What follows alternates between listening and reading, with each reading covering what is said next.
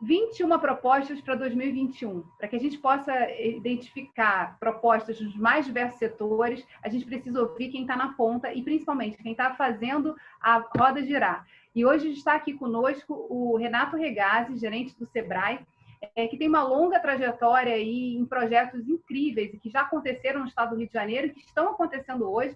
E ele vai falar um pouquinho para a gente sobre justamente esse diagnóstico, né? O que a pandemia trouxe de desafios para a situação econômica do Rio de Janeiro, que já não era boa, mas que se aprofundou aí, né, em termos de crise nesse período. Oi, Renato, obrigada por você ter aceitado o nosso convite.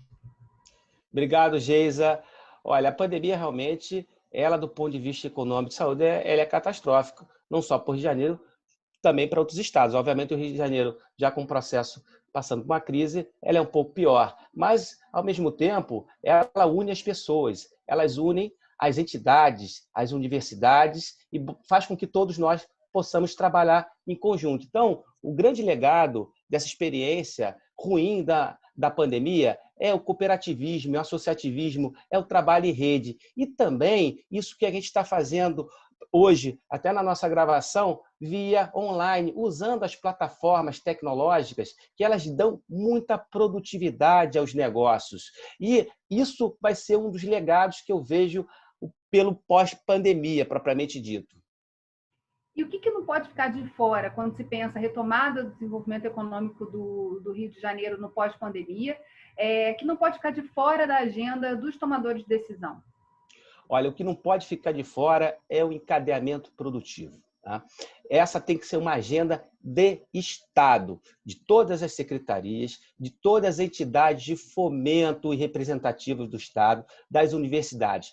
Juntamente, podemos gerar fornecedores, compras locais. O Estado de Janeiro é um estado com ativos fantásticos no setor de petróleo e gás, no setor logístico, no setor da saúde, no setor da defesa, através da economia do mar, turismo, etc. Nós temos que aproveitar esses ativos maravilhosos que o Estado tem e formar fornecedores locais.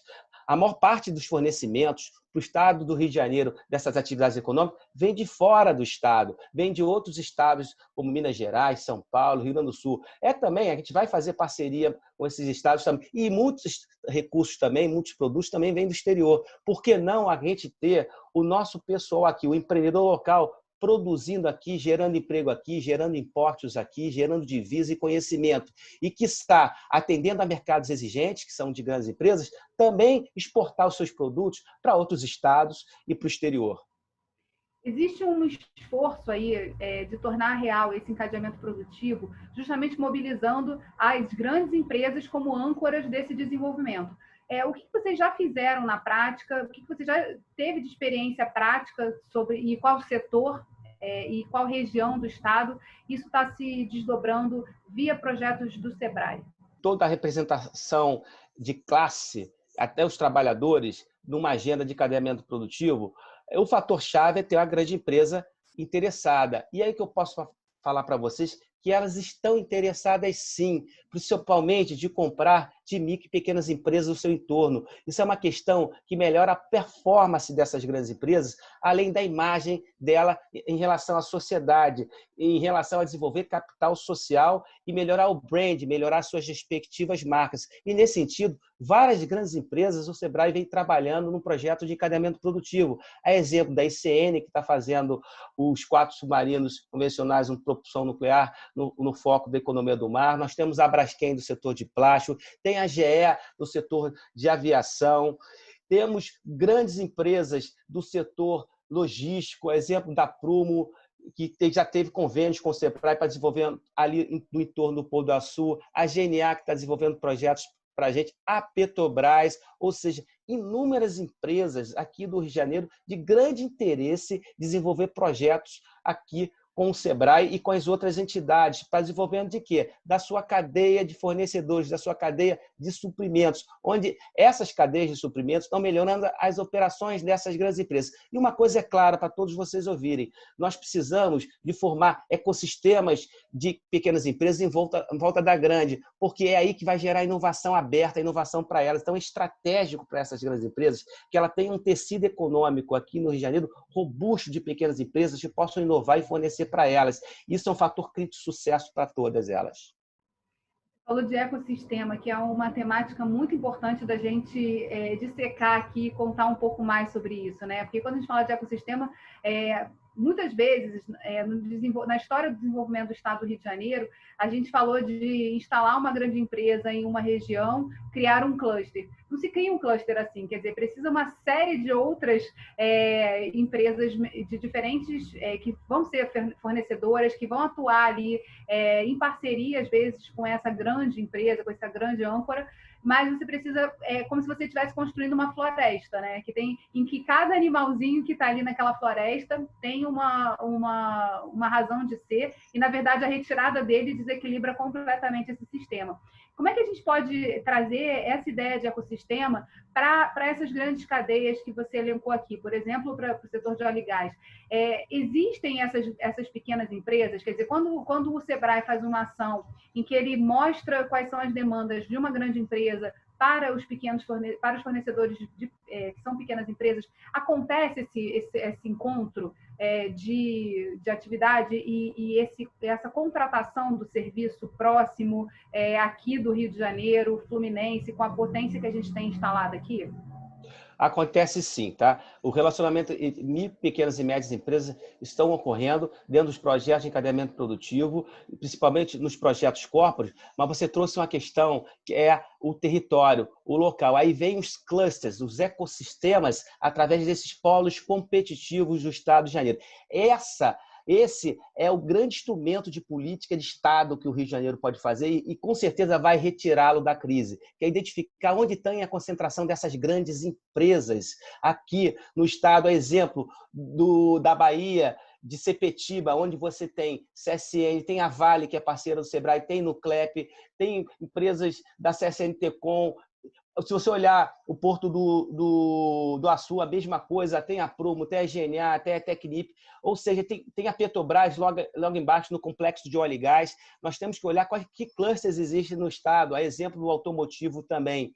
Ou seja, parcerias com essas grandes empresas, formando um ecossistema em torno dela, que é o cluster, como você falou, ele já existe, esses ativos já existem nessas localidades há algum tempo, e a gente vai transferindo conhecimento, informação e gerando emprego e renda na região através do empreendedorismo, onde essas grandes empresas, de forma conjunta, no cluster, elas usam o seu poder de compra para a geração da cadeia produtiva de forma qualitativa, ou seja, fazendo exigências, sim, de mercado. Isso não é um projeto paternalista, é um projeto de competitividade, de produtividade, mas direcionando, informando e passando o que elas têm de maior conhecimento para a sua base de fornecedores, juntamente com o Sebrae e outros parceiros.